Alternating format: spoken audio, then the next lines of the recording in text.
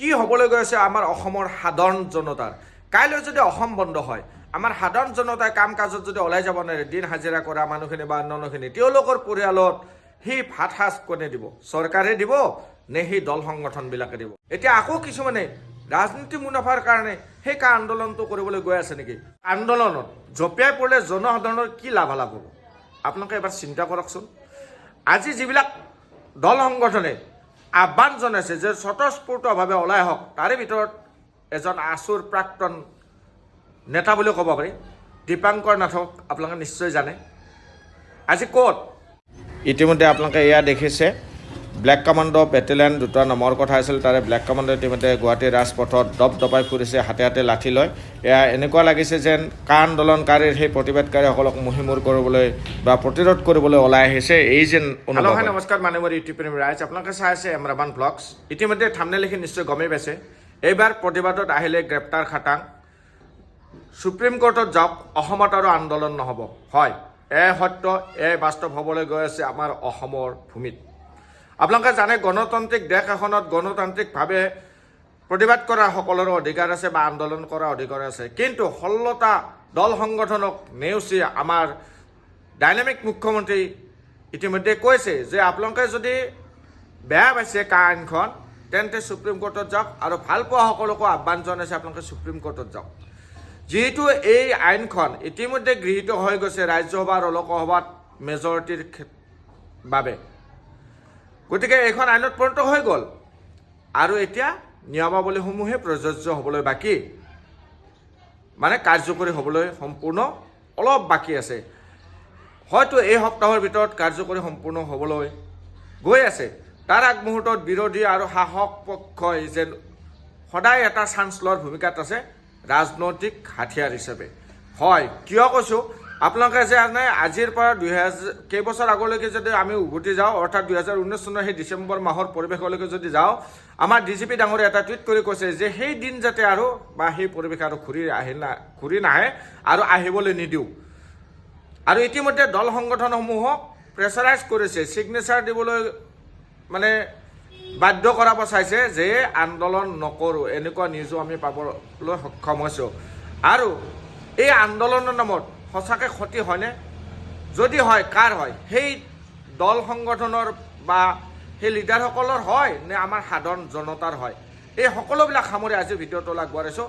আপোনালোকে জানে, আমাৰ অসমৰ মুখ্যমন্ত্ৰী যিগৰাকী সদায় মানে কথা চহকী আৰু কামৰো নিপুণতা আছে, নাই বুলি ক'ব নোৱাৰোঁ, কিন্তু সেই মুখ্যমন্ত্ৰীগৰাকীয়ে এনেকুৱা মন্তব্য দিছে। আৰু DGP ডাঙৰীয়াক ইতিমধ্যে অখিল গগৈ কৈছে, হু ইজ DGP, এনেকুৱা প্ৰশ্ন কৰিছে, আপোনালোকে গম পায়। আৰু লুৰিণজ্যোতি গগৈ ডাঙৰীয়াও ইতিমধ্যে কৈছে যে ৰাষ্ট্ৰপতিক আমি চিঠি লিখিম বা অন্যান্য কাম কৰিম, আৰু কিছুমানে কৈছে যে আমি প্ৰতিবাদ জনাম, কিছুমানে কৈছে আন্দোলন কৰিম, কিছুমান কৈছে গণতান্ত্ৰিক আন্দোলন কৰিম, আৰু ভূপেন বৰাৰ কথাটো ক'বই নালাগে, আপোনালোকে গমেই পায় ইতিমধ্যে। গতিকে এনেকুৱা স্থলত কি হ'বলৈ গৈ আছে আমাৰ অসমৰ সাধাৰণ জনতাৰ।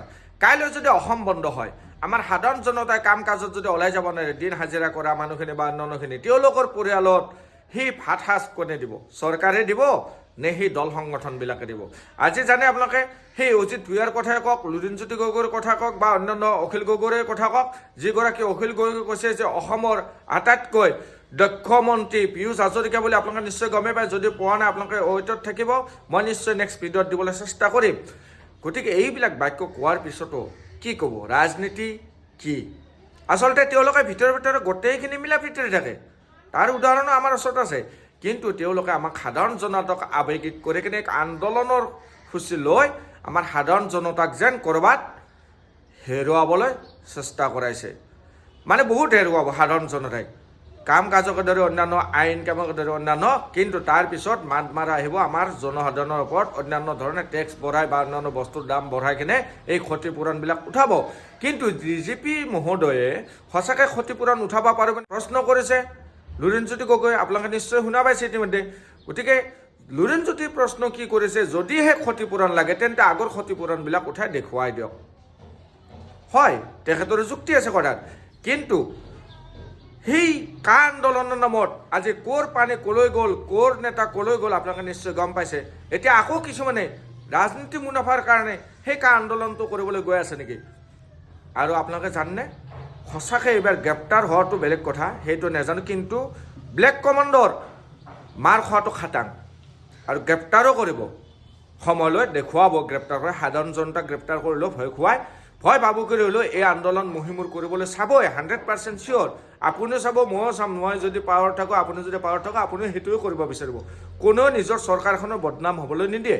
গতিকে এইবিলাক আন্দোলনত জঁপিয়াই পৰিলে জনসাধাৰণৰ কি লাভালাভ হ'ব আপোনালোকে এবাৰ চিন্তা কৰকচোন।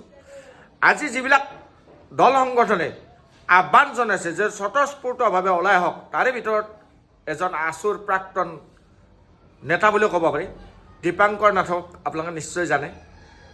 আজি ক'ত তেখেত? হয়তো ৰাজনৈতিক দলৰো ঠিক তেনেকুৱা হৈছে, নিজৰ মুনাফাৰ কাৰণে, অৰ্থাৎ মুনাফা অৰ্জনৰ কাৰণে হয়তো আজি প্ৰদ্যুৎ বৰদলৈও তেখেতৰ দল সলাবলৈ গৈ আছে বা সলাইছে, আপোনালোকে গমেই পায়। কাৰণ কিয়? কাৰণ এই কাৰণে যে নিজৰ ৰাজনৈতিক কেৰিয়াৰ গঢ়িব। আজি আপোনালোকক ক'বলৈ দুখ পাওঁ বা শুনাবলৈ দুখ পাইছোঁ, লুৰিণজ্যোতি গগৈয়ে যে হেলিকপ্টাৰত উঠি প্ৰচাৰ চলাইছিল, সেই হেলিকপ্টাৰত উঠাৰ টকা ক'ত পাইছিলে? হেলিকপ্টাৰ ভাড়া কৰাৰ টকা ক'ত পাইছিলে লুৰিণজ্যোতি গগৈয়ে? উৎস কি? সেই এটা প্ৰশ্ন থাকিল ৰাইজলৈকে। আপোনালোকে অলপ চিন্তা কৰক। কাৰণ চাওক, যিহেতু আমাৰ অসমত সেই বাংলাদেশী ইছ্যুটো লাহে লাহে নাইকিয়া হৈ গৈছে NRC-খন অহাৰ পিছত, তাৰপিছতে আহি গ'ল এতিয়া মেইন ইছ্যু হ'ল ৰাজনৈতিক হাথিয়াৰ হৈ উঠিব লৈছে নেকি? এতিয়া মেইন ইছ্যু ৰাজনৈতিক হাথিয়াৰ হ'বলৈ গৈ আছে নেকি কা আন্দোলন?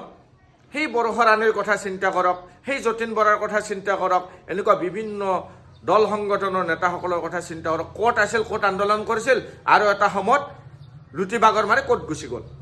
গতিকে ৰাইজ, আপোনালোকলৈকে মোৰ এটা আহ্বান, আপোনালোকে এনেকুৱা কিছুমান দল সংগঠনৰ আহ্বানক নেওচি আপোনালোকে নিজকে বুকু ফিন্দাই যোৱাতকৈ আপুনি যদি আটাইতকৈ ডাঙৰ অস্ত্ৰপাত আপুনি যদি ব্যৱহাৰ কৰে, অৰ্থাৎ সেই অস্ত্ৰ কি জানে?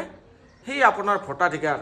সেই ভোটাধিকাৰ সাব্যস্ত কৰোঁতে যদি আপুনি কেণ্ডিডেট চাই ভোট দিয়ে, দল সংগঠনক চাই ভোট নিদিয়ে, সেইটোৱে মোৰ আপোনালোকলৈকে আহ্বান।